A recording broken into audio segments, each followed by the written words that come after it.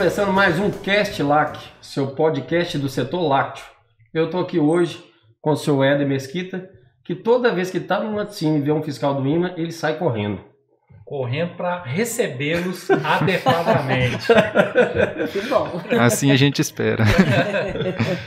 Eu estou aqui com a Gabriela, né, ela vai se apresentar melhor, mas é fiscal do IMA aqui da cidade de Goiânia. Estou com o Lucas também, mais um fiscal do IMA da cidade de Goiânia, que vai falar um pouco para a gente hoje de como que é esse processo do IMA, processo de registro, como que é a atuação fiscal, né?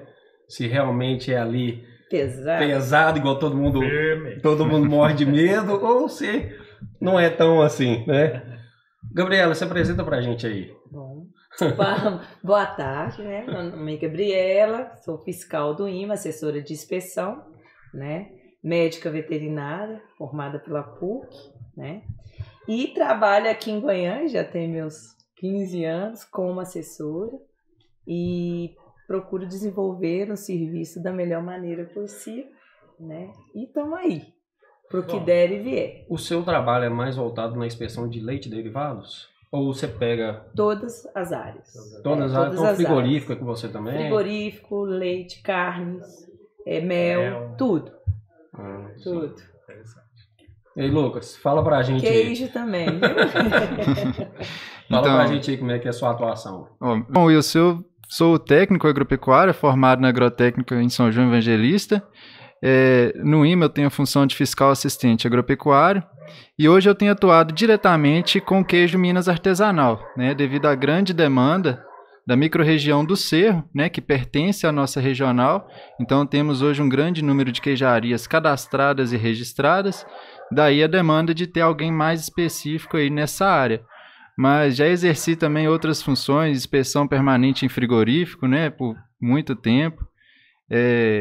E trabalhei com a Gabriela também, vistoriando os estabelecimentos, laticínios, frigoríficos, indústria de carnes. E sempre que tem demanda, a gente está junto aí nessas empreitadas aí. Pessoal, a gente está numa região aqui, como o Lucas falou, que é a região do Cerro, né, que é uma região característica pelo queijo artesanal, um queijo muito conhecido no Brasil inteiro.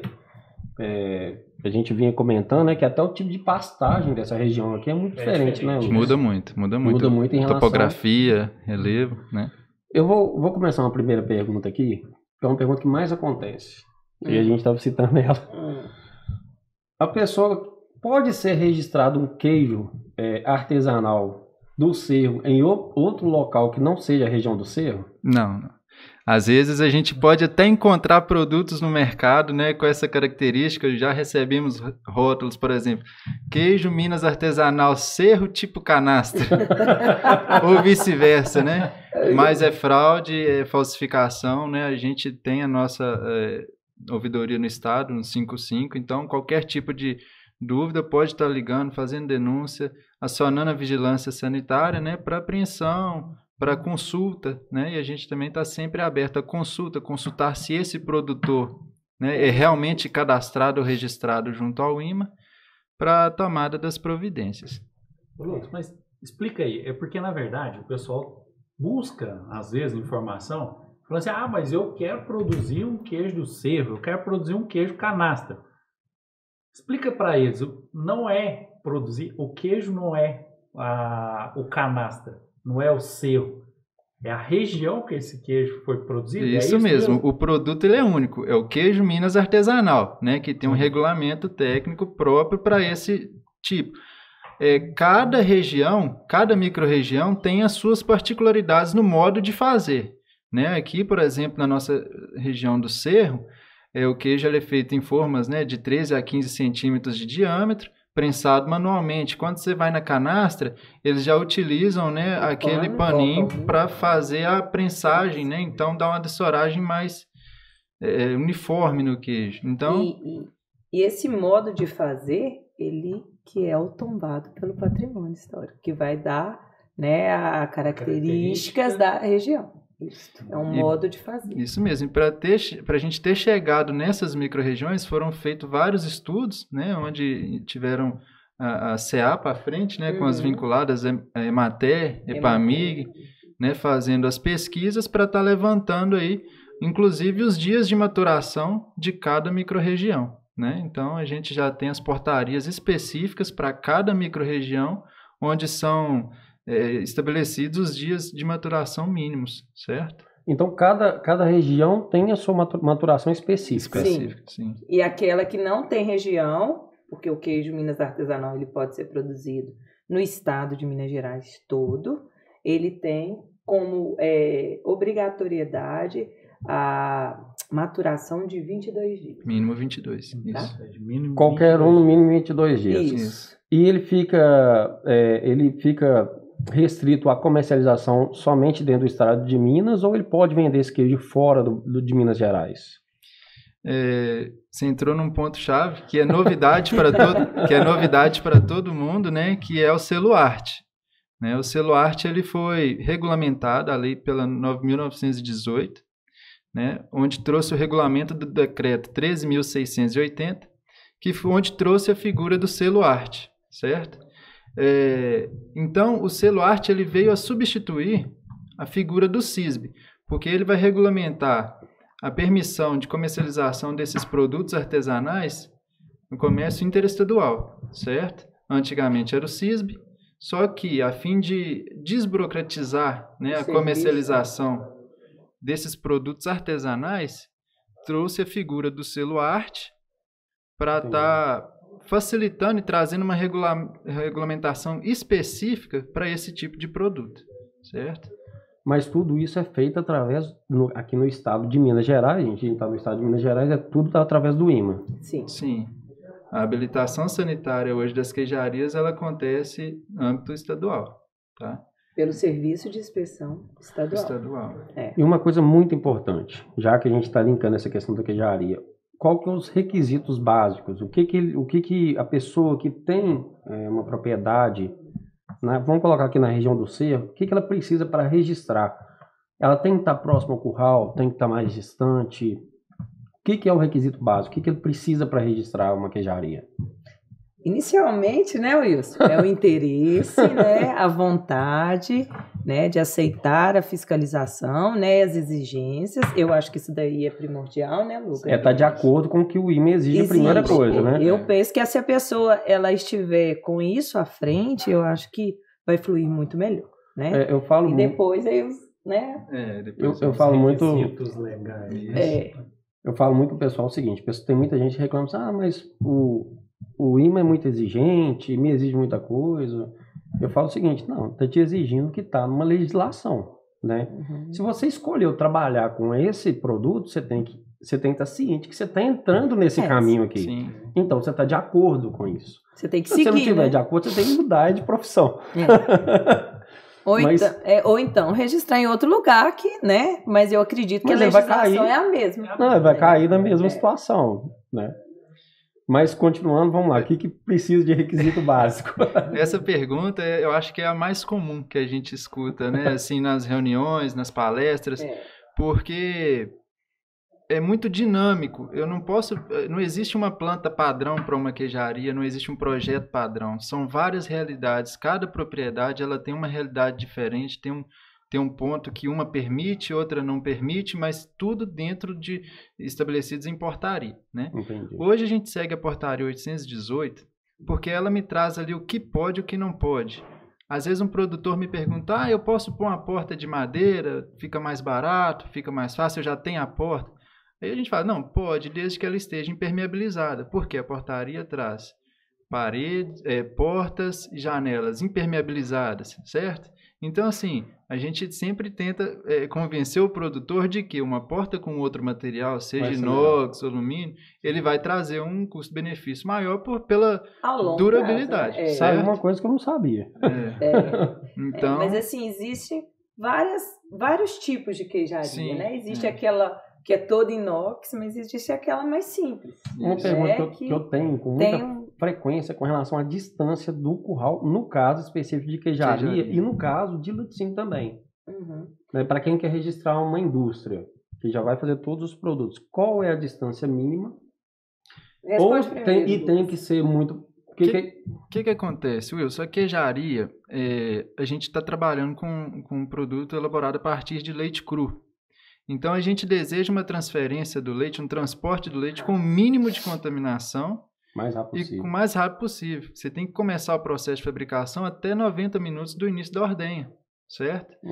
Então, sabe dessa também. É outro requisito muito importante. Então, é importante tempo frisar tá isso, aí- 90 minutos após a ordenha. Isso. Sim. Então, tá aí a importância da proximidade da queijaria próxima à ordenha, tá?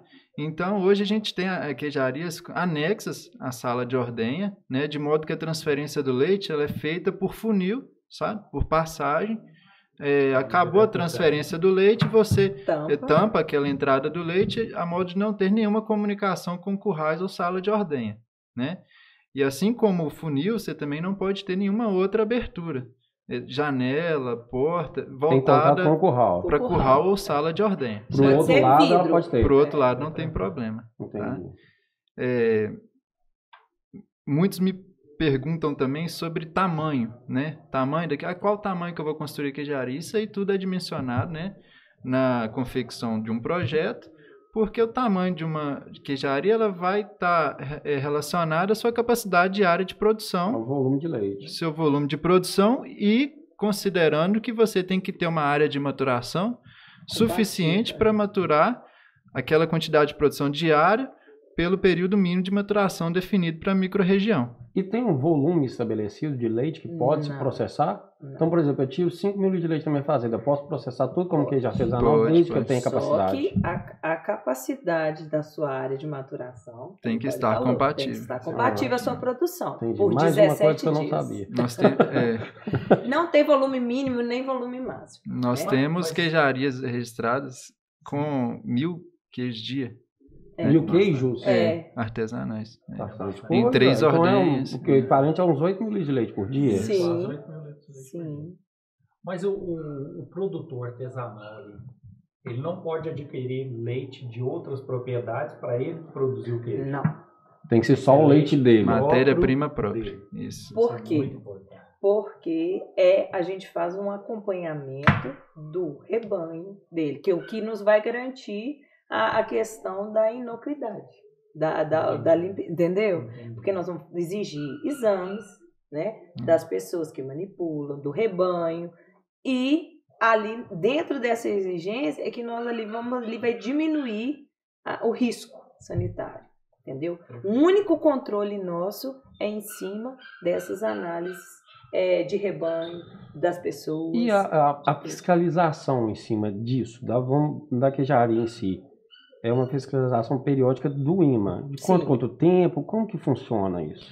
A gente tenta estabelecer uma frequência, né, no período normal, estamos em período de pandemia, então assim, a gente encontra alguns contratempos, respeitando as ondas de cada município pelo Minas Consciente, certo? Mas no período normal, a gente tenta estabelecer uma frequência pelo menos a cada 3 meses. Sim, existe uma instrução, né, que nós temos fiscalizações mínimas de acordo com cada estabelecimento, e queijaria de 3 em 3 meses. 3 em 3 meses. Né?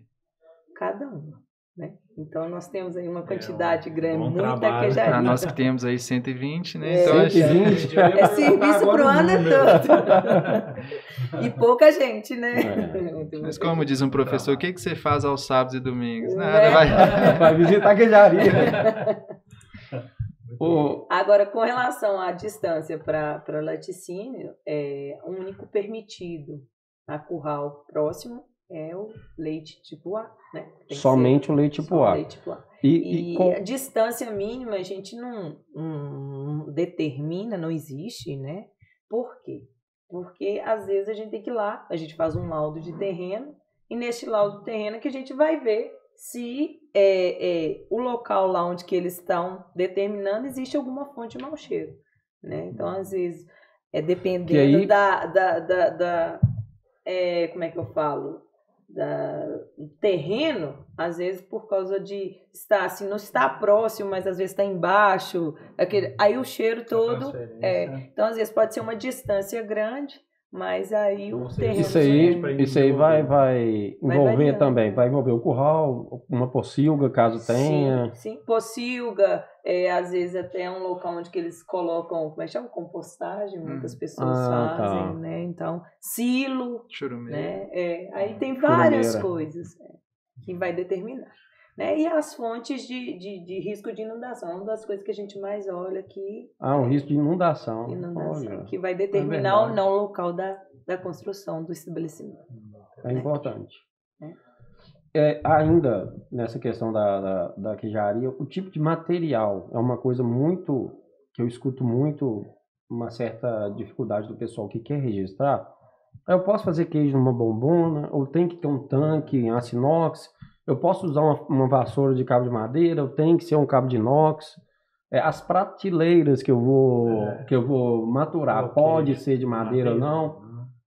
Posso usar sal fino ou tem que usar sal grosso, ou vice-versa? São perguntas constantes. Isso. Wilson, aí você pensa, a gente estando aqui numa região que é tradicionalíssima, né, na produção de queijo, onde todo mundo defende o uso da banca de madeira para fabricação de queijo. Então foi assim, Gabriela chegou primeiro que eu. Eu acho que ela bateu muito de frente para tentar padronizar, para o pessoal começar a entender o porquê da não utilização, né, da banca de madeira. Para a produção, isso. Então, a sua pergunta, bombonas plásticas podem ser utilizadas, né? O que a gente não aceita de modo algum na sala de fabricação é madeira. Pá, né, para fazer a mexedura, o corte da massa, não. Até as formas, né? Antigamente as era formas, de madeira, não. Né? A única coisa que é permitida hoje de madeira numa queijaria são realmente as prateleiras de maturação, né? Elas são permitidas. Agora, existem dois extremos, né? Existem, igual eu estava falando com você, as queijarias, existem as mais simples e existem as mais luxuosas. Então, quem vai determinar é o produtor, entendeu? Então, às vezes, pode vir um produtor e falar assim, pode bombona? Pode, bombona. Pode inox? Pode inox. O que nós não vamos permitir na sala de produção? Madeira, nada. Entendi. Tá? Às vezes eles apresentam uma outra proposta, né? Alvenaria, às vezes alguma coisa assim diferente. A gente vai estudar. Cada caso é um caso. Entendeu? Então, por isso que não existe uma como é que fala? Uma planta, né, Lucas? Padrão. E só a título de curiosidade, embora a gente queira, né, sempre tá ali, que o produtor melhore nessas questões de equipamentos, pondo um tanque em inox, pondo uma banca em inox para fabricação. Existem vários casos particulares e demanda de produtores que eles falam assim, olha, eu pus a banca inox, eu pus o tanque inox e o meu queijo não ficou legal. Deu um tanto de problema, dá muito problema. Porque você tem que aproveitar aquela temperatura ali do leite, né, dentro daqueles 90 minutos que a gente falou, para estar fazendo um queijo. E parece que com inox, essa perda de temperatura ela é bem rápida. Né? Parece que a bombona conserva mais a temperatura do leite. Então a gente encontra esses gargalos. E a gente chega muito... Tecnicamente tem respaldo. Realmente acontece esse tipo de situação. E a gente vai vistoriando, né? Vai conversando, né? Muitas das vezes. E aí eles tinham mania, né, Lucas, de colocar a bombona, tudo que colocava o recipiente, que recebia o leite, né? Em contato direto com o chão, né? E às vezes a gente fala assim, nada pode que vai em contato direto com a matéria-prima, pode ficar em contato direto com o chão. Aí muitos falam assim, nossa, doutora, é bom mesmo quando tira, põe um pallet, porque aí não perde o frio, né? O calor, vai perder. Acaba ajudando ele. Então, assim, a nossa vistoria, ela não pode ser levada como uma vistoria punitiva, muitas das vezes que às vezes a gente, da forma que nós falamos, né, Lucas, acaba que a gente ajuda.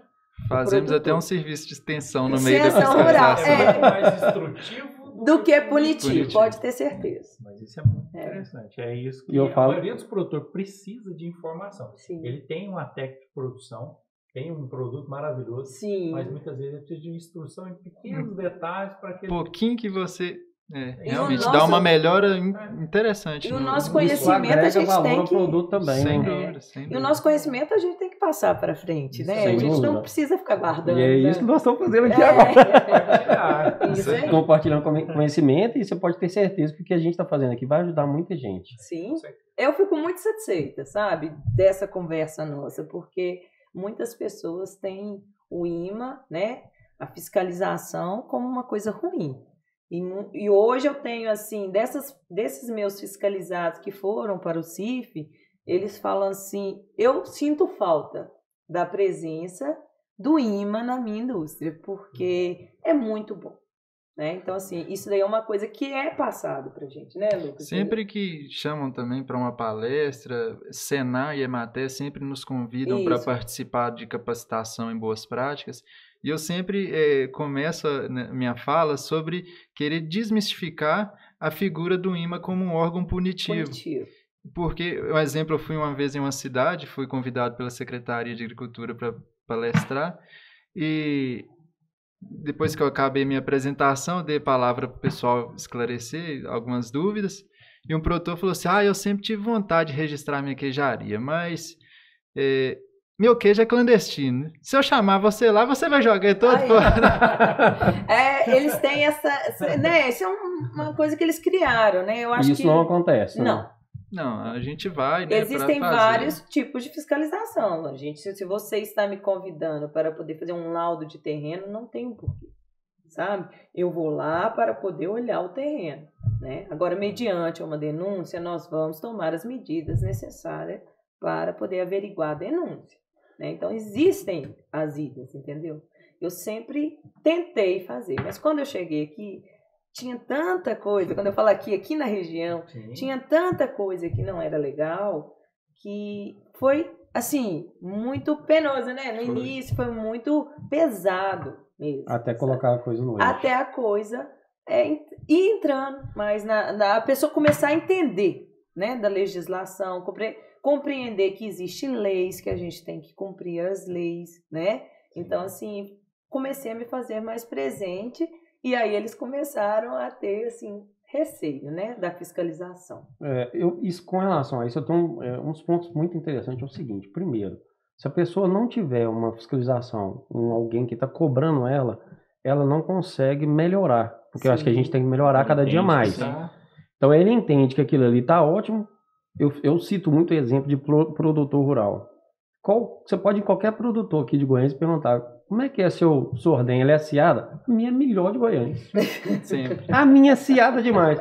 Só que na concepção dele é aciada. Mas será que realmente é? Ele só vai enxergar isso na hora que ele tiver uma fiscalização. Sim, sem dúvida. E por outro lado, agora para o produtor de queijo, para o laticínio, quando ele tem um registro no IMA, ele abre portas. Sim. Porque o produto dele é aceito em qualquer lugar. Sim. E quando ele não tem, está clandestino, ele está sujeito ao que o mercado vai oferecer para ele. Sem dúvida. Você está entendendo? Então, assim, você tem registro? Não tem. Não, então esse queijo eu até te compro, mas o preço é X. Aqui em Goiânia já não recebe. Porque eu não posso colocar ele na minha gôndola, eu vou usar ele para determinado tipo de produto, porque eu não posso colocar na minha rede de supermercado. Agora, se ele tem registro, não, aí seu queijo eu posso colocar na gôndola, então tá tranquilo. Agrega valor. Sem dúvida. Abre portas. Ele vai ter retorno. Ele vai crescer. A tendência dele é crescer. Igual a gente estava conversando aqui antes, até fora do podcast, muitos laticínios começam no IMA, vão crescendo. Que às vezes para ele é melhor ir para, na verdade, às vezes é necessário ele ir para o CIF. A gente fala de necessidade, porque chega num determinado volume produzido. Isso. Que aquele estabelecimento ele não consegue ficar ali só na micro-região dele, ele precisa expandir. Isso. Né? E hoje, os próprios queijos artesanais chegaram num ponto desse, porque o pessoal já não conseguia vender só em Minas. Já tem que abrir leque, né? Já tem que abrir. O queijo tem que ter mercado no Brasil inteiro, então ele precisa realmente. E é gostoso acompanhar essa crescente. Nós tivemos, antes do período pré-pandemia, quando estava tendo feiras em outros estados, né, o pessoal com registro e CISB levando os queijos e aquilo dando uma visibilidade, agregando valor. o pessoal vendendo peça de queijo 80, 100 reais, aquilo... 100 reais o quilo, queijo artesanal, a gente já viu. E assim, vale, gente, porque é um queijo diferente. Não, é diferenciado. E o nosso aqui, que eu falo nosso, tudo é meu, né, gente? Mas assim, o nosso aqui, do queijo Minas artesanal, da região do Cerro, ele é diferenciado mesmo. Ele é mais ácidozinho, ele tem uma característica bem específica, né? Então, assim, eu vejo como...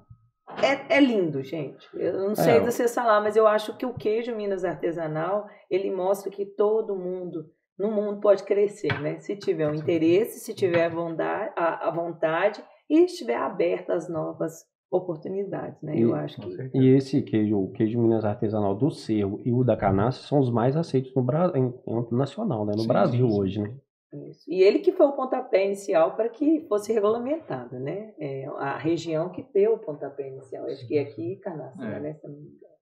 Então, assim, vale a pena. É uma coisa é um muito patrimônio.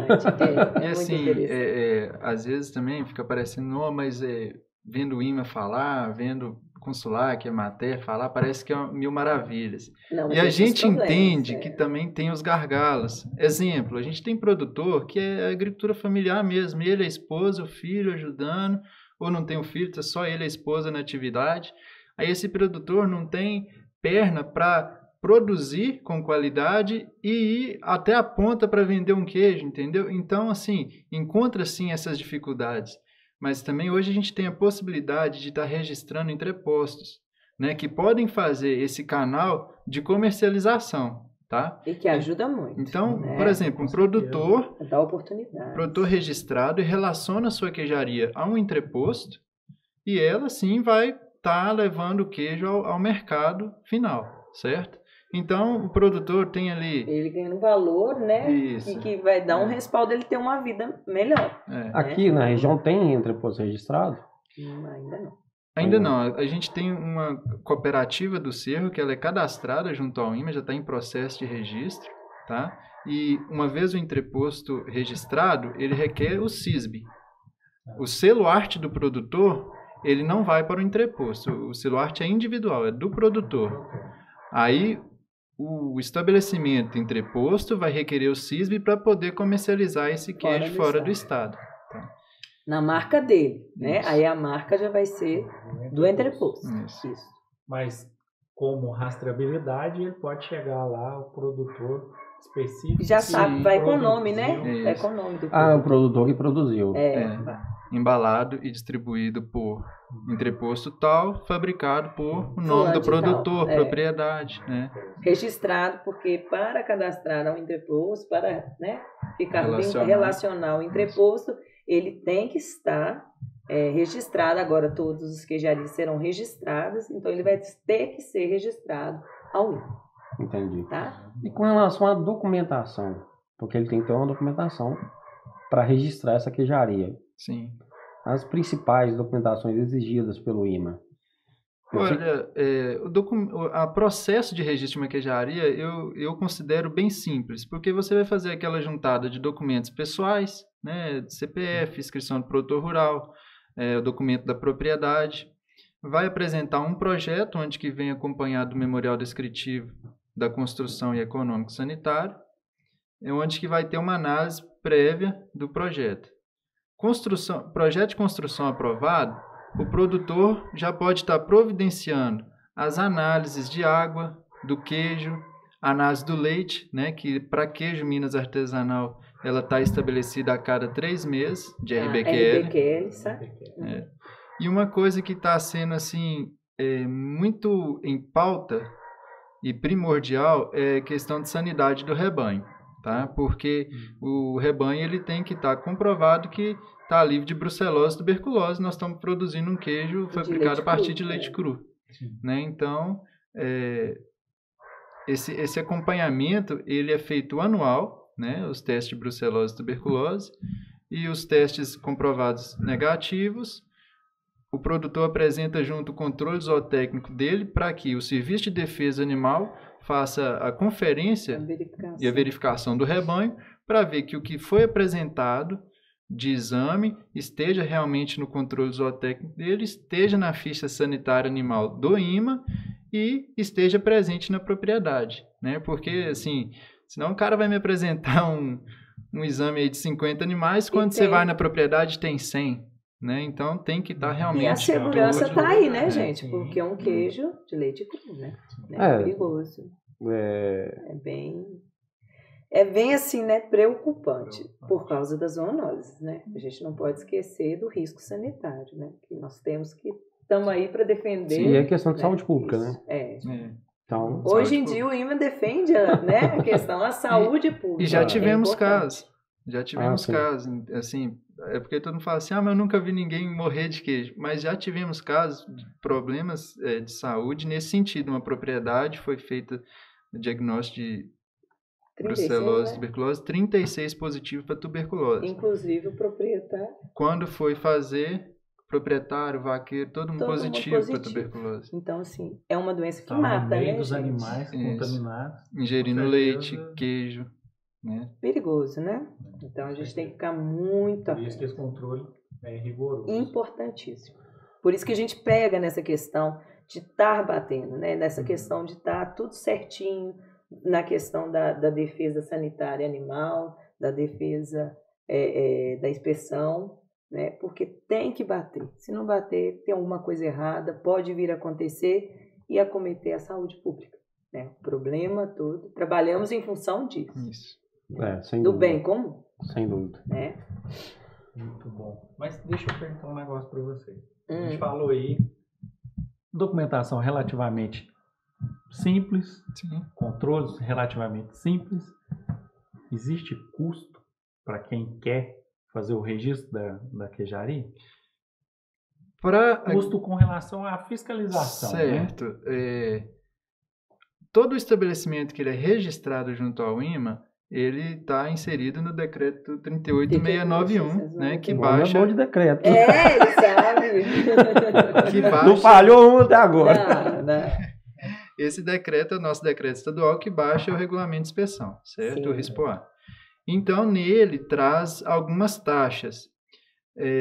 Para produtor rural específico, para queijo Minas artesanal, ele é isento de taxa de laudo de terreno, não é cobrado, e não é cobrado taxa de vistoria.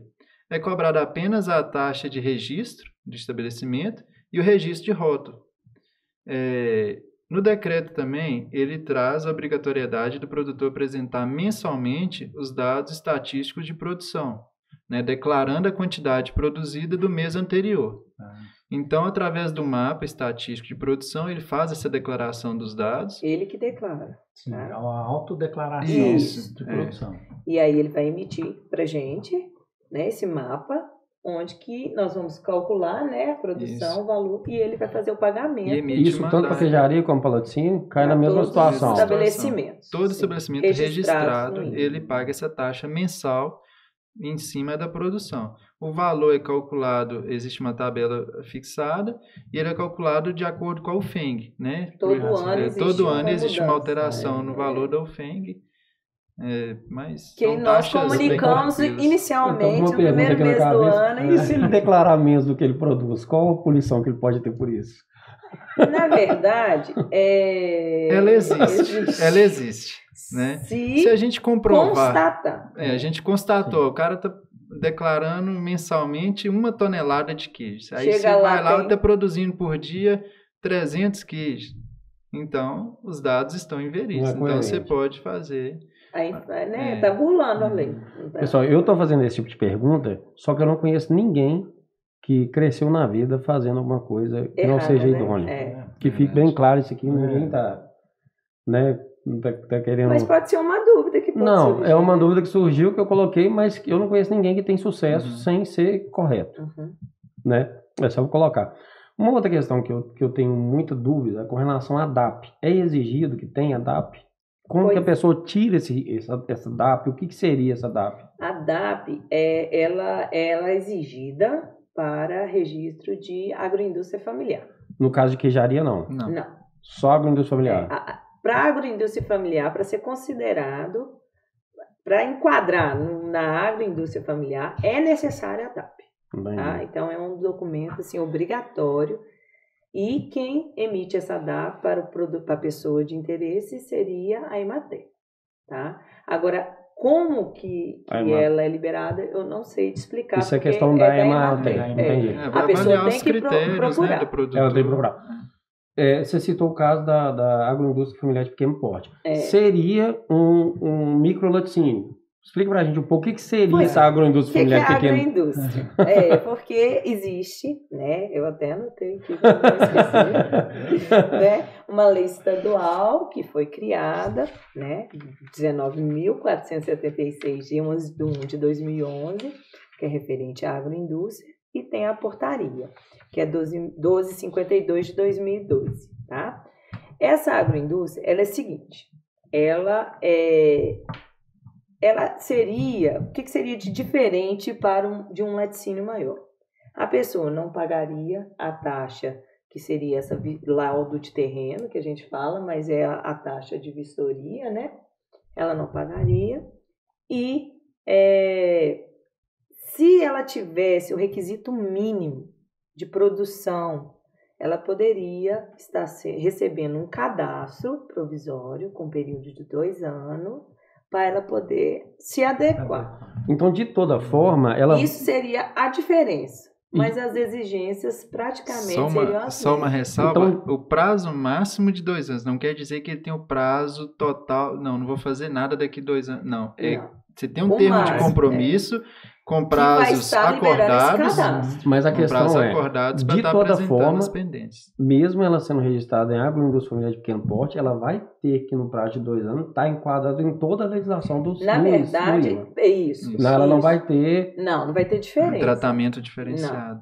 Ela só tem naquele início para ela começar o processo. Sim, se ela tiver os requisitos mínimos. É feita uma vistoria prévia para ver se a indústria ela está apta a receber esse cadastro, que é liberado por nós, tá? Essa agroindústria ela poderia registrar todos os produtos que a gente tem em legislação. Se tivesse interesse, sim. Mas o que o produtor tem que ficar atento é porque, de acordo com a DAP, ele tem que, né? Ele tem uma produção anual aí que eu não sei como ele já tem volume. Isso. Entendi. Entendeu? Eles já têm considerado esse volume aí. No caso da queijaria, se ele quiser produzir algum outro tipo de produto, ele não permitiria ou não? Na casa da queijaria. Eu trabalho com queijo artesanal do Cerro aqui, mas eu queria tirar um creme para me fazer uma manteiga. É permitido isso ou não?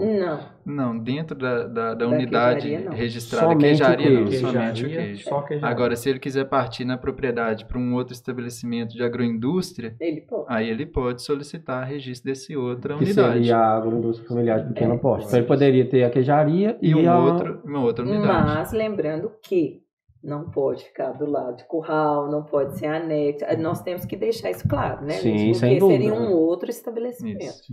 Entendeu? Isso daí não impediria, mas a questão é que não poderia ser o mesmo estabelecimento. Essa questão do curral é uma questão muito interessante, porque eu já escutei de alguns técnicos falando que quanto mais próximo do curral, melhor. E aí tá ficando claro que não. Se você for uma queijaria, sim. Mas se você for uma indústria, de jeito nenhum. Nós sabemos, né, Wilson? É a questão do cheiro, né, da contaminação. Tudo é levado em consideração, né? Sem dúvida. Eu concordo plenamente. Senão você vai comprar um queijo no mercado com cheiro... negativo, né? Sabor. Mas, embora a permissão, né, de estar próximo à queijaria, todos os fatores são levados em consideração. Exemplo, limpeza dos currais, sala de ordenha, isso aí tem que ser diário e rigoroso, né? Porque isso é requisito mínimo também, né? Isso é até para quem não tem a queijaria, ela tem que fazer esse tipo de coisa, senão não vai ter leite de qualidade. Tem muita gente que questiona, meu leite está com problema assim, assado, não sei o que é. Você vai chegar no curral e não tem nem rapar o curral. Hoje as instruções normativas, elas exigem, né? Já foi estendido ao produto, até aquele fornecedor de leite, né? Sim. Hoje em dia não pode ser de qualquer jeito, né? Inclusive, nossa fiscalização se estende hoje ao produto rural, né? A gente vistoria, eu mesmo marco já as minhas vistorias com o proprietário, fala assim, olha, vou em 2 produtores. Aí a gente chega e já você vai. visita o produtor, porque hoje tem aquele, como é que fala? O PAC na questão do acompanhamento do produtor da rural. rastreabilidade. Sim, PQFL. porque é necessário, é uma das exigências das INs aí, né? Porque hoje em dia nós sabemos, se a gente não tem uma matéria-prima de qualidade, nós não vamos ter nada de qualidade, né? Então... Ô, Gabriela, você citou um ponto aqui que eu tinha um questionamento. A gente falou de INs, instruções normativas, e a gente sabe, a gente tem a legislação federal, a gente tem a legislação estadual, o Lucas já até citou que o decreto da legislação que baixa estadual. a federal. Mas e aí? Um é compatível com a outra? Vocês Sim. seguem, as duas têm particularidades ou tem alguns detalhes diferentes entre a estadual, a federal? Na verdade, o nosso decreto, ele baixa esse regulamento, que é o federal, que é o RISPOA, né? Então vocês acompanham o RISPOA? Sim. Então tudo o que está hoje exigindo a nível federal está sendo exigido a nível estadual. Tá? Então, assim, e nós cobramos mesmo, tá? Nós estamos aí, nós exigimos mesmo, porque a gente entende que dessa forma, se não tiver uma matéria-prima boa, em qualquer um dos produtos, seja no queijo Minas artesanal, seja de agroindústria familiar, seja num laticínio grande e renomado, você não vai ter produto nenhum. Carnes, né? Se você não tiver um rebanho, né? A rastreabilidade, uma coisa boa, você não vai ter um produto acabado de prateleira. Né? Um tempo de prateleira maior, que nós sabemos que financeiramente é onde que o empresário vai ter o retorno. Né? Então, assim... vocês que acompanham, né, essa parte, que a gente não entra muito nessa parte na nossa fiscalização, mas pelo nosso conhecimento técnico, nós sabemos que a pessoa aumenta o tempo de prateleira dela, né? Então, assim, a gente tenta passar isso para os empresários, né? Principalmente para os produtores rurais, que eles não têm a visão de empresário, né? Eu sempre falo com eles, assim, meu quartinho de queijo, sabe? Eu falei assim, olha, ali é a sua empresa, muda a visão, por mais simples que seja, né? Às vezes produz 10 queijos, mas é onde que ele tira o sustento, ele produz um alimento. É fiscalizado por um serviço de inspeção, né? Que é conhecido aí, né? No Brasil inteiro, porque hoje nós temos equivalência, né? Ao Ministério da Agricultura, ao CIF, né? Então, assim, ele tem que ficar, super assim, é minha indústria. Seja ela pequena, média, grande. E o tratamento das nossas exigências, ela não muda da queijaria, não muda da queijaria para uma indústria pequeno porte, né, agroindústria, por uma indústria de grande porte que nós temos. Não muda. As exigências, elas são as mesmas, sabe? Não existe diferença. Isso eu gosto de deixar bem claro. Porque às vezes a pessoa acha assim, eu vou pedir o registro de uma agroindústria porque vai ser mais simples. Não. A exigência Você fala que ela só tem um precedente de 2 anos também, depois ela tem que estar adequada. Se ela tiver condição mínima. Porque se ela não tiver, ela não existe nem esse precedente, né? Para produção com o cadastro. Ela vai ter que fazer tudo do zero. Né? Porque geralmente a pessoa começa dentro de casa, né? E aí não dá, né? Tem que ter um lugar separadinho para isso. Essa equivalência, para o pessoal que está acompanhando a gente, essa equivalência que você está falando seria o CISB. Sim. Né? E o celular, né? Mas vamos no caso de indústria, como que um laticínio que está registrado hoje no IMA e ele quer vender esse produto para fora do Brasil, de Minas Gerais, e quer obter o CISB. Quer obter o CISB. O que ele precisa para requerer esse selo do CISB? Ele precisa de alguma coisa em particular? A primeira coisa, ele tem que ser interessado em aderir, né? A adesão ao CISB é por interesse do proprietário do estabelecimento. É voluntário, ninguém é obrigado. Certo. Né? Tanto é que quando um dos documentos necessários, se a pessoa quiser, é esse de adesão ao CISB, que ele tem que colocar lá que assinar. Certo? Então, o proprietário é que tem que ter o interesse, né? Aderir. E seria mais o que você perguntou? Então, o que ele tem que ter na indústria dele? Igual, ele tem que ter um programa de autocontrole completo. Qual que é a exigência a mais? Então, para entrar no IMA e já ter o CISB, ele já vai entrar já tendo tudo. Porque para você registrar hoje é obrigatório os rótulos, o programa de autocontrole, com todas as exigências. Agora, no quesito, para quem não tem e já tem registro no IMA, que é adquirir, é os rótulos e o programa de autocontrole funcionando adequadamente. Entendeu? Por quê? Porque não quer dizer que os outros não vão ter. É porque é nessa parte aí que nós vamos saber que a indústria está tendo o controle. Ou seja, nós é que colocamos as pessoas, né? Fazemos o checklist para poder incluir ou não o empresário, a indústria. Nós que vamos fazer. Se a gente chegar lá mediante a uma análise num programa de autocontrole e tiver coisas não conforme, por quê? Porque a pessoa está preenchendo, inventando dados ou às vezes não preenchendo de acordo com a realidade, subentende que a pessoa não está levando o programa de autocontrole a sério, então não está funcionando. E o programa de autocontrole não é simplesmente preencher os documentos. O que acontece, vou colocar um ponto do que a gente vê nas nossas consultorias. O seu olhar é diferente. O proprietário da indústria, ele enxerga o autocontrole como um custo que ele vai ter e uma dificuldade. Só que se ele pegar o autocontrole inteiro de ponta a ponta, ele vê que aquilo ali auxilia no padrão do produto. E todo mundo que assume a responsabilidade, isso cresce assim. Tem a gente acompanha.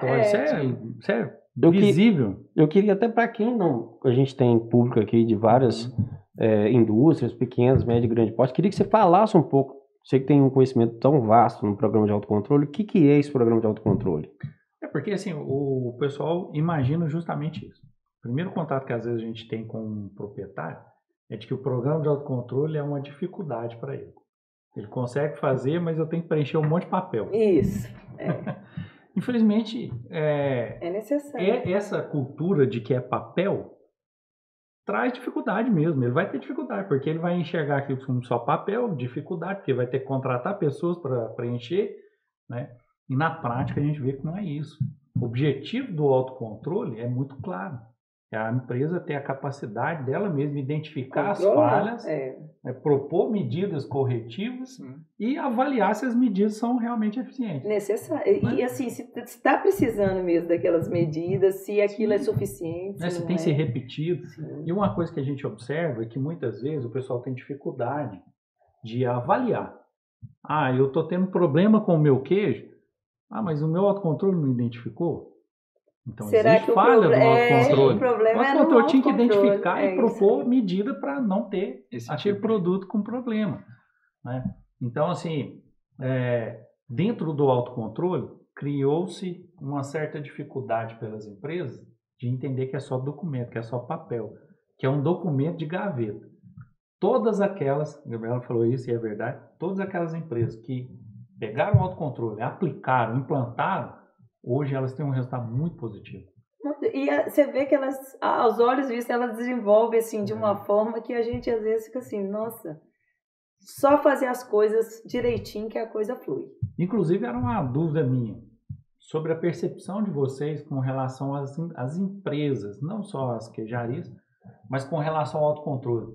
Vocês acham hoje que elas verdadeiramente estão migrando para esse conceito de que eu ter o autocontrole é vantajoso? Pois é, né? Pois é.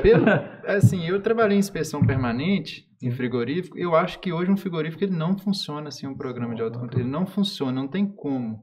Temperatura de carcaça, temperatura de esterilizador, controle de cloro, pH, e entre vários outros controles diários, né? Então, eu acho que se não tivesse esse controle mínimo, eu acho que um frigorífico não funciona sem uma equipe de controle de qualidade. E assim, existem vários extremos, né? Nós temos indústrias, assim, que o autocontrole, assim, eu chego, assim, eu fico encantada, sabe? Eu eu gosto muito de organização, eu gosto muito das coisas, então um autocontrole para mim eu colocava até dentro da minha casa. Porque assim, trabalha sozinho, Sim. né? O problema é que tem empresa que eles querem mostrar que a empresa dele é muito boa, né? E aí eles acreditam que eles mascarando os resultados, colocando sempre que está tudo conforme. Não existe não conformidade. Eles Que estão... é melhor. Bom, entendeu? O fiscal vai chegar e tá tudo certinho. Agora, com relação a aderir ao autocontrole, as pessoas, no início foi meio pesado, assim, ninguém queria uma coisa a mais, gasto mais, né? Mas assim, aderir, todos estão aderindo bem. Agora, colocar na cabeça deles, para eles poderem utilizar ele da forma que é necessário, que é de autocontrole, a empresa mesmo resolver os problemas dela, aí que a gente tem empresas que elas pegam mais rapidamente e tem empresa que fica tentando e a gente vai mostrando, sabe? Eu tenho muito... eu converso muito com os empresários que eu vistorio, sabe? E eu falo com eles, eu falo assim, olha, o investimento de um programa de autocontrole é altíssimo, né? Para que um autocontrole aqui implantado, sendo que ele não estava funcionando? E a gente pega fácil. Lógico. Sabe? O programa se cruza muito também, né? Cruza, e nós vistoriamos as indústrias, igual eu falei, nós temos aqui uma frequência de estabelecimento de vistoria já determinada. Então, eu praticamente vou todo mês nas minhas indústrias. Eu determinei porque eu prefiro acompanhar, estar mais presente, sabe? Por enquanto ainda está sendo possível. Mas assim, então eu vou lá, eu preencho as planilhas e eu vejo. Tem coisa não conforme na minha vistoria. E aí eu vou analisar a parte da escrita, quando eu volto, eu vou lá e olho lá, tá tudo ok. Então assim, a gente pega, sabe? E se você foi lá uma vez no mês, detectou não conformidade... No dia lá, e ele não colocou... Qual a chance daquilo acontecer várias vezes então, assim, durante o mês? É muito assim, eu fico muito chateada quando isso eu vejo, que eu vou conversar com o empresário, que eu tento explicar para ele, que eu procuro, nas minhas assessorias, conversar muito, para mostrar para ele. Porque às vezes eles estão achando que eles estão fazendo certíssimo, né? Que a indústria dele é melhor, que é isso, que é aquilo. Mas na hora que eu vou mostrar para ele, eu falei assim, quanto que vocês investiram? É muito dinheiro. Para que o IMA chegue aqui ainda, que é o serviço de inspeção, e fique cobrando ainda, né? É uma coisa, assim, muito preocupante. Eu fico, assim, preocupada, porque na hora que a gente vai, a gente tem que tomar medidas mediante as coisas que né? É nosso serviço. Mas, se a pessoa assumir uma responsabilidade, isso daí vai poder ser mais tranquilo, né? Eu penso assim, que muitas das vezes a fiscalização ela não é vista com bons olhos, é por este motivo, né?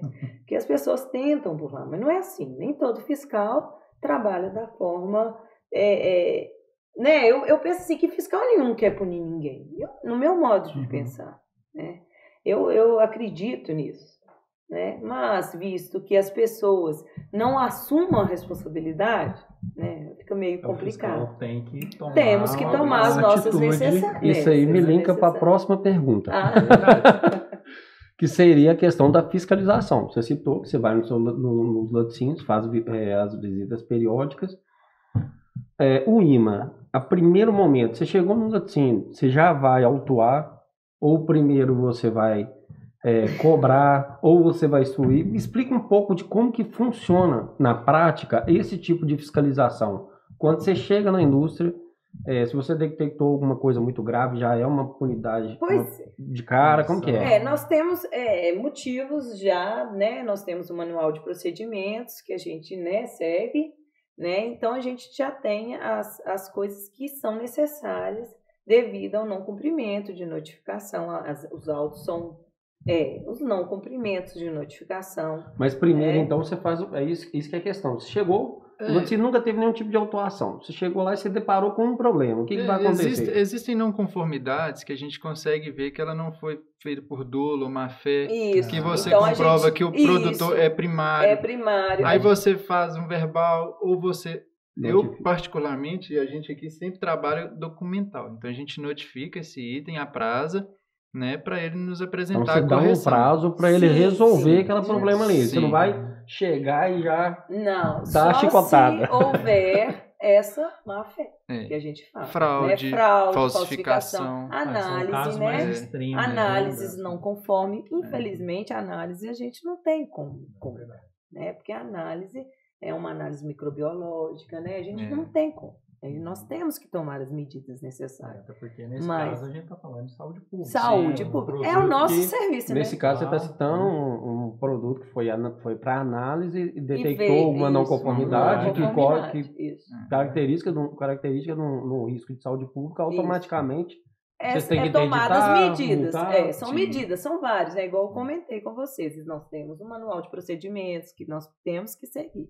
Mas nada, sabe, igual o povo às vezes fala, porque o IMA chega só cobrando, só infracionando. Não é bem assim, né? Eu acho que isso aqui é até bom para a gente poder estar mesmo esclarecendo. Esse é o intuito do negócio mesmo, é esclarecer. Mas num resumo é sempre assim a nossa ação, né? A gente notifica, né, Gabriela, numa não conformidade que ela esteja ali dentro das possibilidades de receber um aprazamento.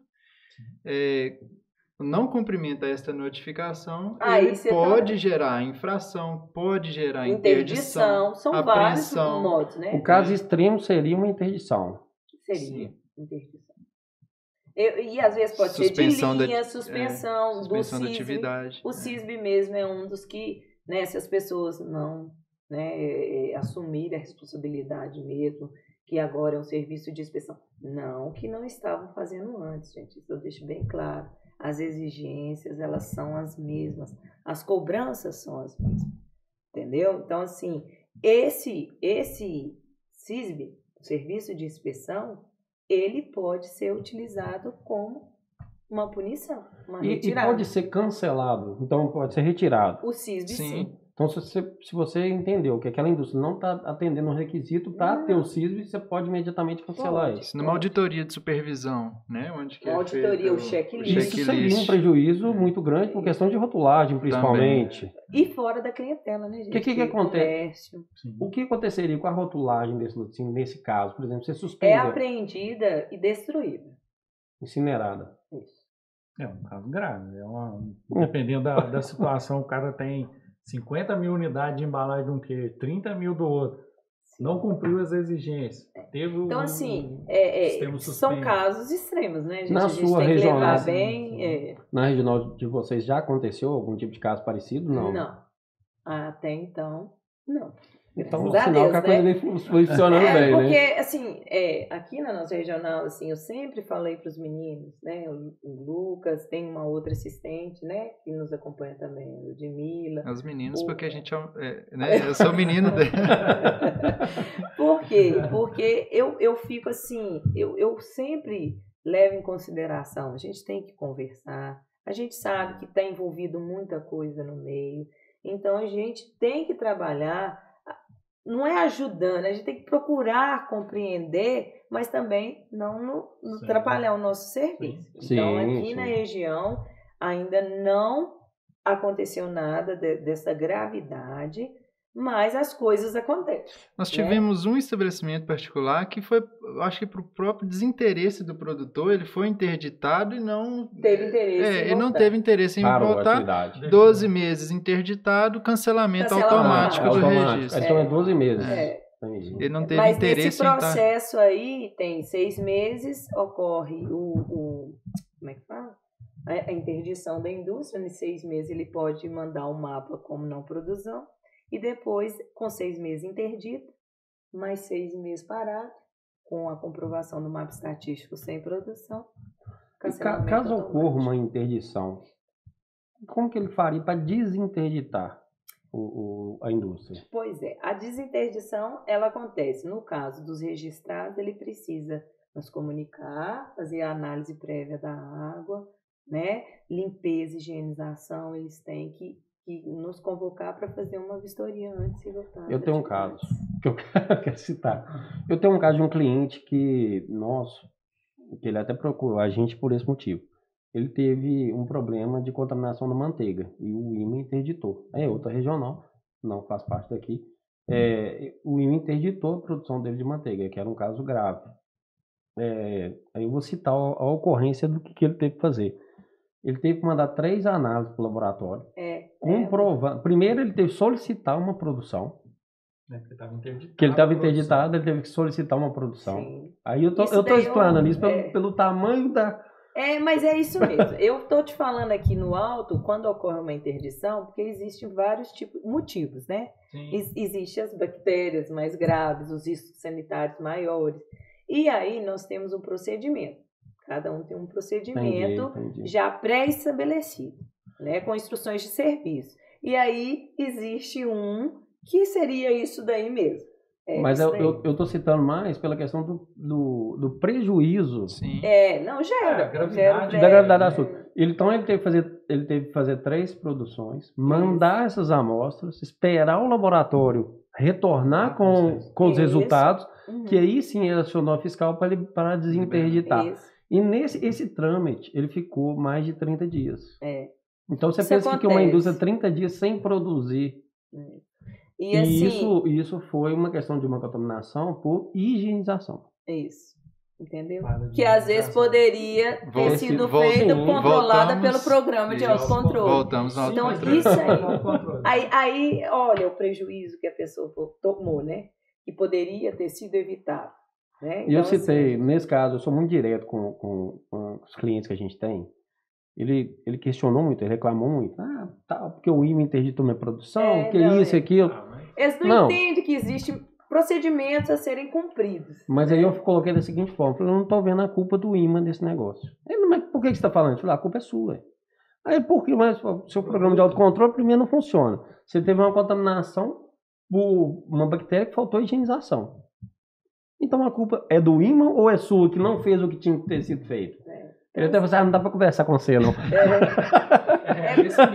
É porque muda, Você né? tá igual a fiscal. figura. Então, assim, é porque muda a figura, porque aí ele pensa, né, melhor. Então, assim, eu procuro estar conversando desta forma, com o produto, dessa forma como?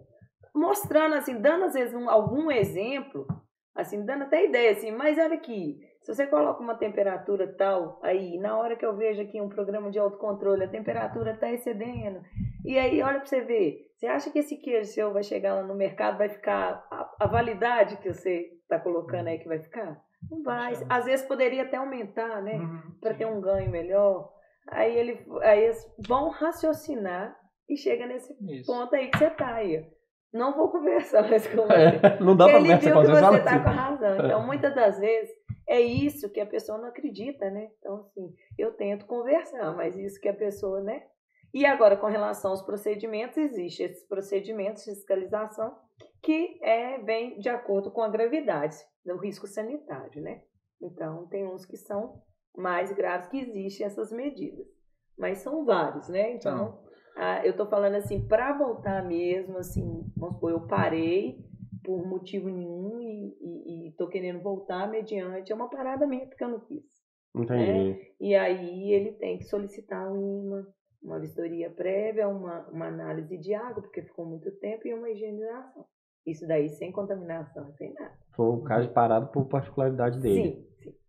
Tá? Aquele que foi interditado por não conformidade, ele vai fazer o tratamento da de não acordo com a conformidade. não conformidade, né? e voltar. Aí a gente faz outra vistoria, né? Aplica o checklist. E faz igual você laudo. falou, às vezes, se necessário for as análises, essas coisas assim. Aí vai ter. Gente, Pra fazer a sem dúvida, liberação. a pessoa que trabalha consciente do que ela está fazendo, que tem um risco sanitário, e se compromete a fazer um programa de autocontrole de maneira correta, ela sai lá na frente. Sai e Evita ganha. todos viu? esses- Ela vai se destacar. Eu tô vendo porque você vai ficar... E isso aqui tudo é conversado, né, gente? Durante as vistorias, nós conversamos, né? Eu informo sempre quando vai receber o registro, a gente conversa, bate um papo, faça reunião. Por quê? Para evitar transtornos futuros, né? A gente tem que procurar. Porque eu não vejo o empresário como inimigo, né? Eu não vejo, eu vejo ele que eu quero que ele cresça, sabe? Eu tenho mania de falar minhas empresas, né? Me sentindo a Então você dona. tem bastante empresa aqui, né? Ou empresário é forte. Então tá. Porque eu sinto, assim, orgulho. E minhas Eu fico queijarias. satisfeita. Virei fazendeiro, né? Porque Nós eu sinto passamos na orgulho. frente de vários vindo pra cá. Ah, Sem dúvida, sem dúvida. E eu sinto orgulho, eu sinto satisfação. Se chegar na indústria que eu vistorio, E quanto, né, teve algumas que foram para o CIF, que chega um fiscal do CIF e fala assim, não, tá tudo ok, não precisa mudar nada. Eu me sinto satisfeita, né? Eu sinto satisfeita porque eu falo assim, realmente, o que eu faço, estou fazendo bem feito, acredito. Eu sou a prova viva disso, eu presenciei isso. Né? Eu fico até satisfeita. Mas tem aquela situação que ela exige uma medida mais enérgica. Sim. Autuação, por exemplo. E isso o pessoal tem muita dúvida. E às vezes acha que tem razão. Não, eu fui autuado de forma incorreta. O que eu posso fazer? Qual é o trâmite, né? Uma vez autuado, o que o empresário, qual que é a sequência que ele pode... Pois é. A medida, se ele receber um auto de infração, né, ele vai ter que tomar, toda apreensão gera uma infração por algum motivo, alguma não conformidade às vezes gera infração, sabe?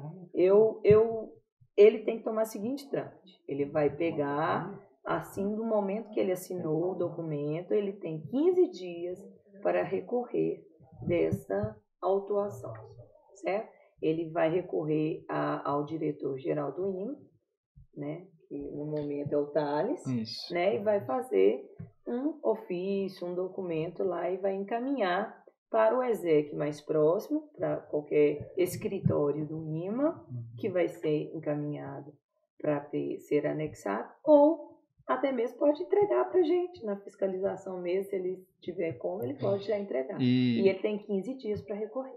Isso. Tá? E mediante uma decisão contrária da diretoria geral, o infrator ainda tem um prazo de mais 15 dias para apresentar à Câmara de Recursos da autarquia uma outra defesa. Né? Então, se ele teve uma primeira defesa negada, ele tem uma segunda chance para fazer um recurso. Isso.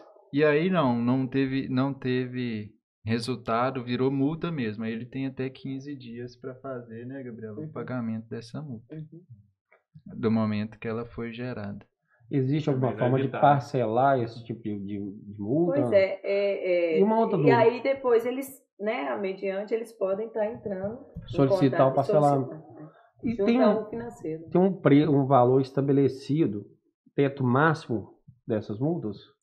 Em UFENG, 12.200 e não sei quantos UFENGs. Dá pra mudar, mais né, ou menos quantos reais isso aí? Só pra pessoal saber. O UFENG deve estar quase 4, né? Quase 4. Aí lá você nos 36. Quase 40 mil reais. Quase 40 mil. Então acho que é melhor não tomar uma multa.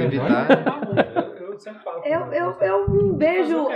não vejo que é necessário, gente. Sim. Se você tem um programa de autocontrole, se você tem uma empresa, você vive daquele produto, né? Vão fazer o melhor, né? Claro. Porque não vai ter problema, né? Não vai ter infração, né? Seja ela de qualquer motivo, né?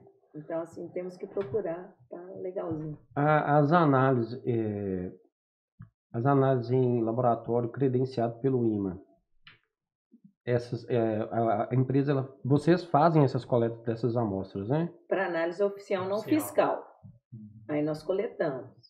Mas se a pessoa quiser fazer o controle de qualidade da empresa nesses laboratórios também, não tem nada que impeça, entendeu?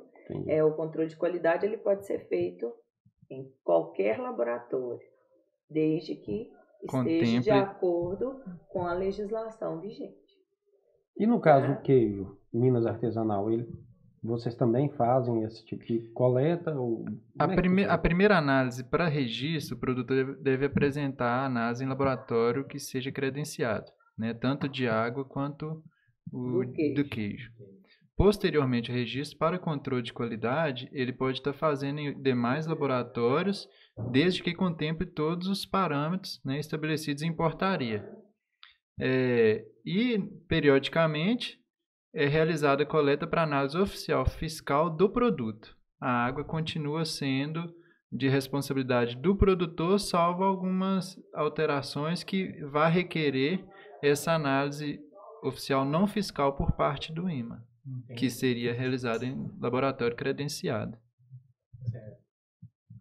E aí, como eu estava falando, a análise oficial, não fiscal, somos nós que coletamos e a pessoa que encaminha para os laboratórios credenciados do INMA. Custas do empresário. Isso. E tem também as análises oficiais fiscais que nós coletamos e encaminhamos para o laboratório oficial, no caso é o LSA. Né? Lá. E esse tem custo também para a empresa? Ou Não, Não, esse é esses daí do é IMA. só E não que ele seja um controle de qualidade, mas dá para o produtor, né, uma certa acreditação de que aquela análise ali, né, foi feita em laboratório, né, oficial, né? Serve de balizamento até Sim. para ele entender se as análises que ele está recebendo do outro laboratório, que ele faz controle periódico. Sim. Se está tudo ok, tá né? Está alinhado, batendo, certinho, né? pode continuar usando o laboratório. É verdade. E a água? Você está a todo momento aí a água. Parece que é um requisito importantíssimo. Pode ser poço, pode ser uma água de uma rede de abastecimento. Esse controle da água, qual que é a exigência? Porque você citaram vários momentos aí sobre a água. Sim. Ela pode ser de poço, tá? Ela pode ser, no caso de queijaria, é muito usado, né? De nascente, desde que de nascente também. ela se enquadre nos parâmetros necessários lá. A nascente tem que estar toda protegida, né? Não pode ter acesso de animais, ela tem que ser canalizada desde a fonte, né, até o reservatório, ela não pode correr superficial, né, vamos falar assim, então ela tem que ser captada na fonte mesmo, aí sim é permitido. Assim, a água de nascente, ela requer um pouco mais de cuidado, né, então o pessoal instala um filtro antes, antes do filtro mesmo utilizado na entrada dos reservatórios, é instalado um primeiro filtro, né, a fim de estar reduzindo aí essa contagem. Então, mas é permitido, tá? E a de poço? A de poço também. Tanto o cisterna quanto o que a gente tem acompanhado nas análises, que a de poço traz uma segurança maior. Né? Do que a nascente? Porque tem menos exposição. Sim. Né? Indiferente se a água foi de poço, de nascente ou é da rede pública de abastecimento, ele tem que fazer o tratamento com cloro. Sim, o clorador tem que ser colocado na entrada da caixa. Eu falo isso porque alguns proprietários falam comigo assim, mas a água não é tratada da Copasa para cá? Sim, mas é necessário, porque a quantidade de cloro que tem que estar presente numa empresa é um pouquinho maior.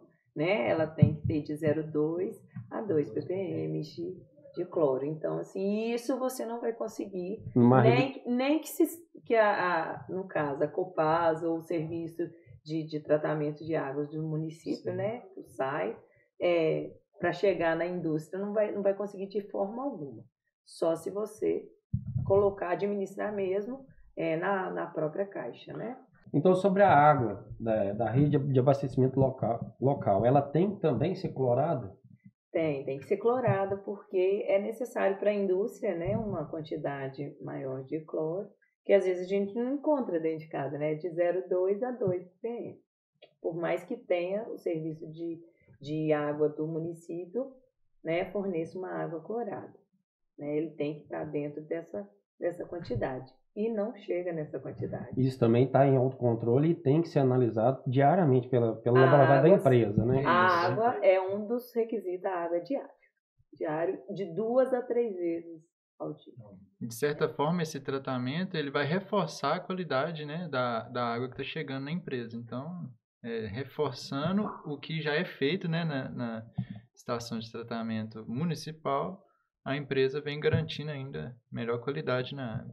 E esse reforço seria a empresa manter os níveis de cloro dentro do padrão. Mas para isso, ela teria que usar um equipamento. Sim, ou um clorador automático. Isso é que é a dúvida. Tem que ser um equipamento automático ou ele consegue aceito a um determinado procedimento que garanta aquele tipo um clorador de pastilha, por exemplo. É um procedimento que garante. Se você garantir, em queijaria geralmente é pastilhas, né? Porque é uma quantidade menor de água. Então, assim, tem isso também, né? Às vezes a produção é muito maior, igual no frigorífico. né? A China própria já não vai demanda é quem resolver. vai É. estipular Então, qual quem estipula- a melhor metodologia. Metodologia.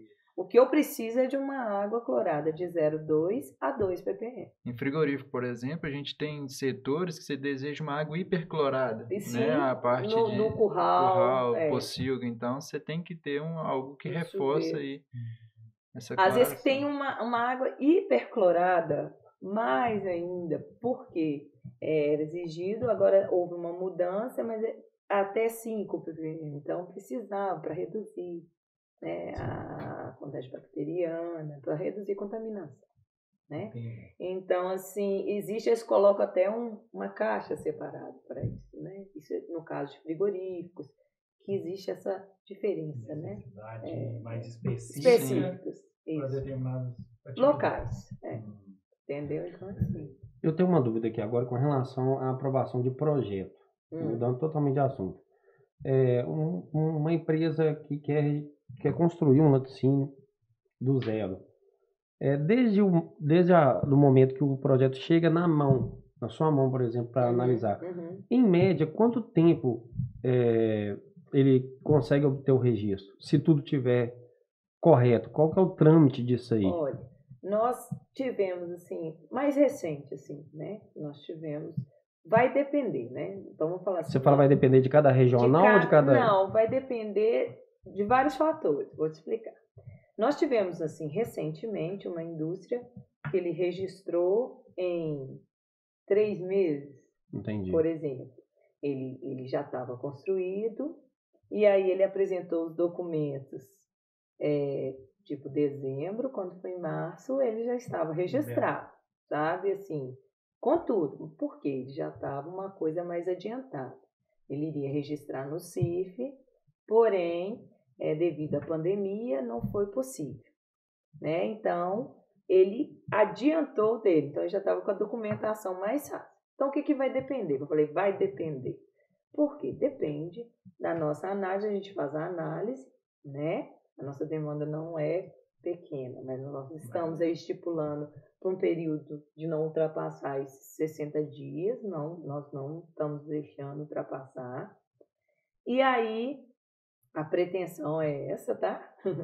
E nós temos esse período para poder estar respondendo a vocês e depende também do período que as pessoas vão responder, né? Atendimento, apareceres, apresentação de documentação, porque às vezes a gente responde o parecer, a pessoa demora até 6 meses, 7 meses. Esse parecer seria alguma não conformidade que está no projeto. Que está no processo e aí você precisa solicita, ajustar. sim, para que a gente aprove. E aí, se tiver indústria construída, tipo o caso desse, é mais rápido. Porque aí a gente vai lá, faz o laudo técnico sanitário, que hoje é conhecido como LET. A gente vai lá, faz esse LET, preenche todos os dados, confere se é aquilo realmente que você propôs no seu projeto, né, que você aprovou junto à instituição, está de acordo com a obra lá. A gente confere equipamentos, né, estrutura mesmo em si. A gente olha se está tudo de acordo. Uma dúvida constante. O projeto, ele é aprovado aqui, por exemplo, em cada regional do IMA, ou ele tem uma análise aqui, depois ele vai... Como funciona isso? Pois é. O projeto, inicialmente, ele é aprovado, nós fazemos uma análise prévia, mas a aprovação final, tanto do projeto de construção e da emissão do registro, é da nossa gerência, que nós chamamos de GIP, tá? Gerência de inspeção. A aprovação final é dele. Mas quando em Belo Horizonte. Como você faz essa pré-análise, quando ele sai daqui, ele está praticamente aprovado. Precisa de... Isso, a gente faz um filtro aqui, né? Filtro, analisa, e aí lá eles fazem a se tiver documentação pendente, então tiver sempre que a gente já manda para lá, a gente já manda eles... já adiantadozinho. Se tiver alguma coisa que às vezes passou aos nossos olhos, eles então tem duas avaliações. Isso. De toda forma, 2 avaliações. Sim. E aqui na sua regional, todos os projetos caem na sua mão? Os projetos de estabelecimento, sim. Eu e tenho de queijaria? Pessoa dele. Eu estou contemplado com uma transição de todas as queijarias que eram cadastradas para migrar para registro. Então tem que analisar esses 100 e poucos que eu te falei aí, Mais os novos. fora os Você novos. tem um pequeno trabalho pela frente. Tá indo, tá indo. Tá fluindo. Um dia acaba. Não acaba nada, tomara que nunca acabe. Tomara que ele sempre apareça. Porque isso daí mostra que as pessoas estão. Não é? Mas hoje a gente está contando, né, com o SEI, né, o Sistema Eletrônico de Informações, tudo que de bom, veio para facilitar a vida das pessoas. Gente, a morosidade que era a análise de um processo vai aparecer por correspondência, volta por correio. E demora demais. E correio, infelizmente, está cada dia mais, demorando mais. Eu sei, não, você inseriu, encaminhou PDF, voltou PDF. Não, e outra coisa interessante é que o proprietário, né, que está tramitando o projeto, a pessoa que está tramitando, consegue acompanhar. Ela não fica... Porque antes de ter o SEI, ela ficava ligando nas regionais, querendo saber como é que estava. E nunca tinha resposta, assim, sabe, assim, certa, assim, né? Porque agora ele tem a visão da coisa, né? É isso, realmente está isso errado. Porque talvez ele está lá na Jeep, sim. Você não tem, você não consegue saber como que está o andamento lá na Jeep, porque sua regional é aqui. Isso. Agora não, agora ele consegue saber realmente onde está. Claro, e agilizou muito, né? Bom. Ficou bem rapidinho a tramitação, a resposta... A mudança sempre é um pouquinho, CR, né?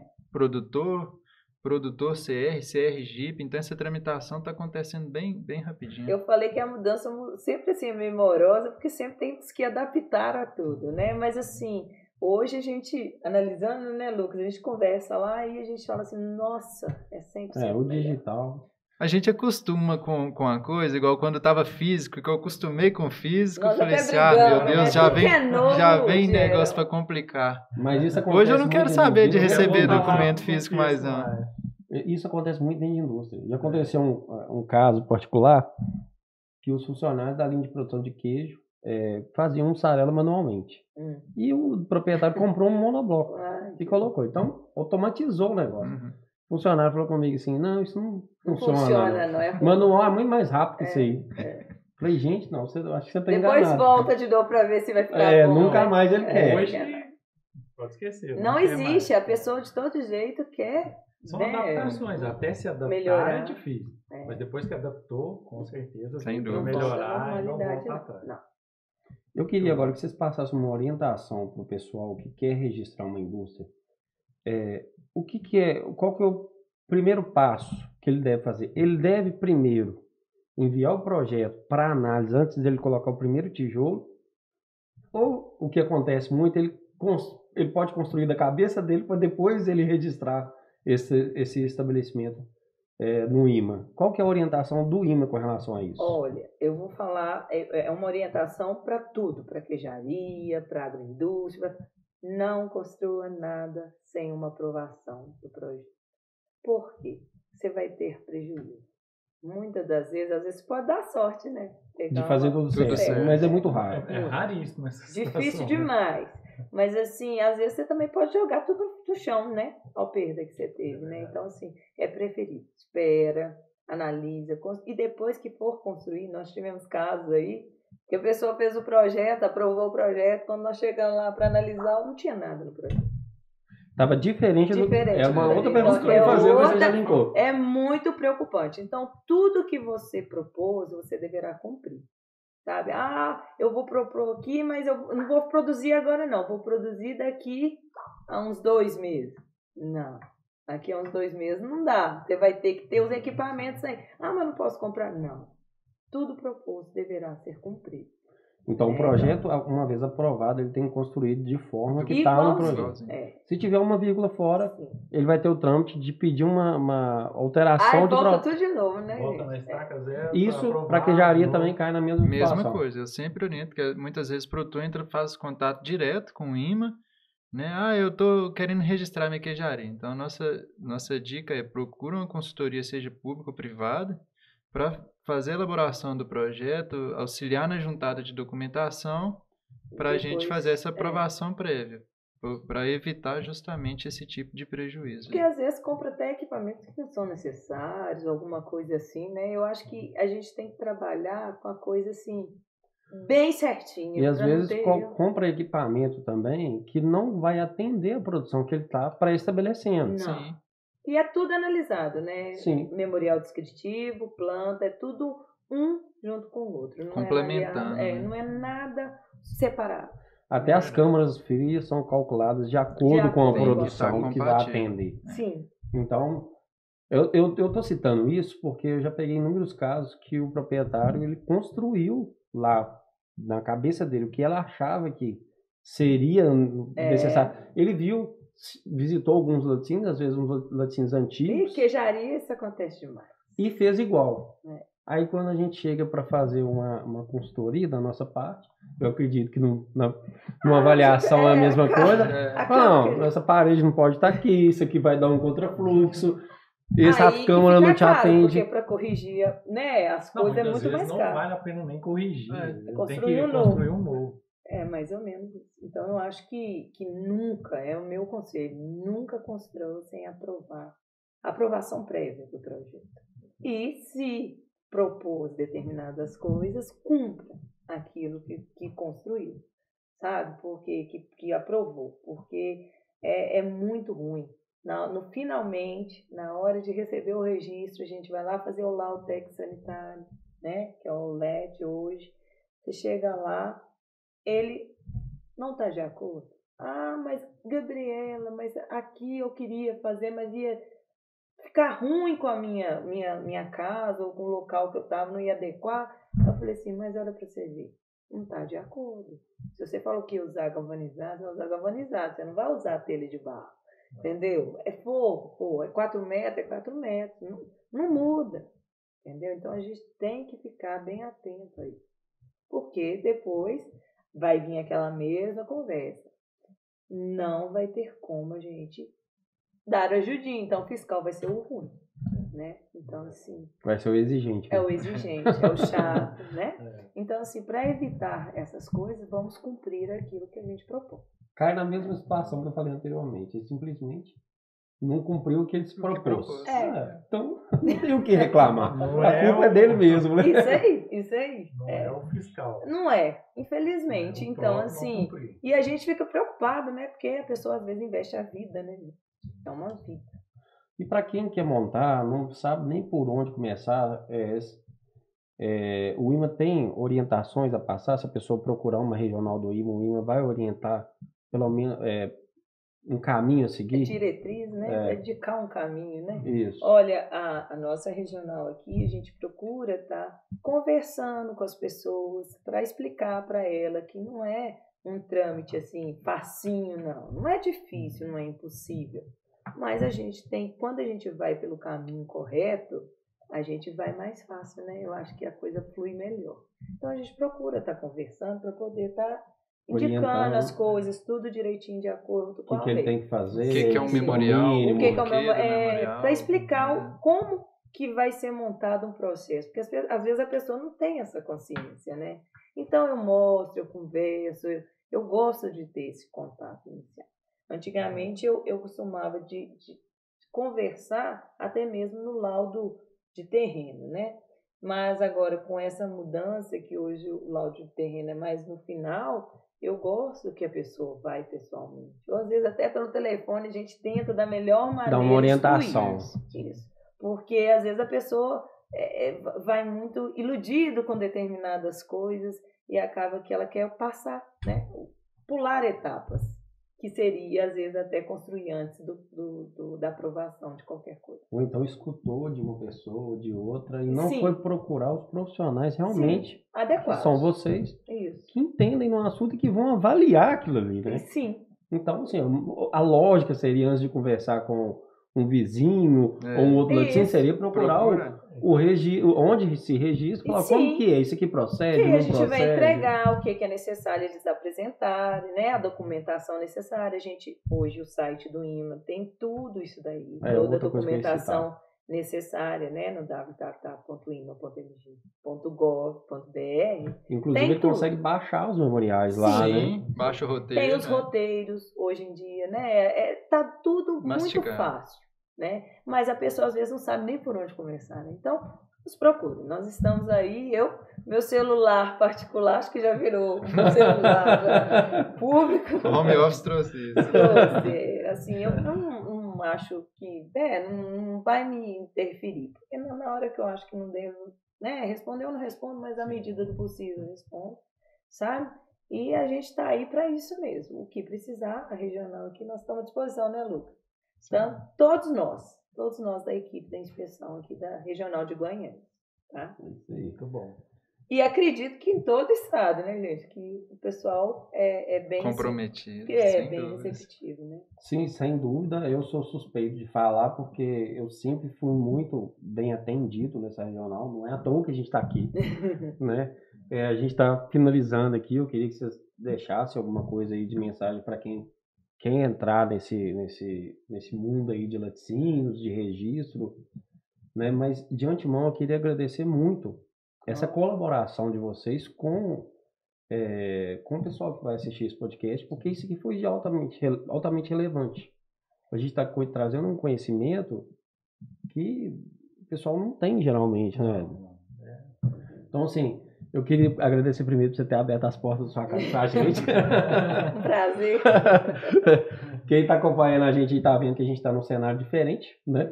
E queria agradecer ao Lucas também por ter trago essa experiência vasta aí com queijaria, que é um processo muito novo, vamos colocar assim, é uma coisa que está acontecendo agora, né? E tem muita dúvida. Então, eu queria agradecer e queria que vocês deixassem aí uma mensagem para quem quer entrar nesse mundo, Olha, eu que agradeço, né? Isso para mim aqui é de grande valia, porque eu acho assim que expõe, né, a nossa realidade para muita gente, né? Que muita gente fala assim, o IMA são os maus, né?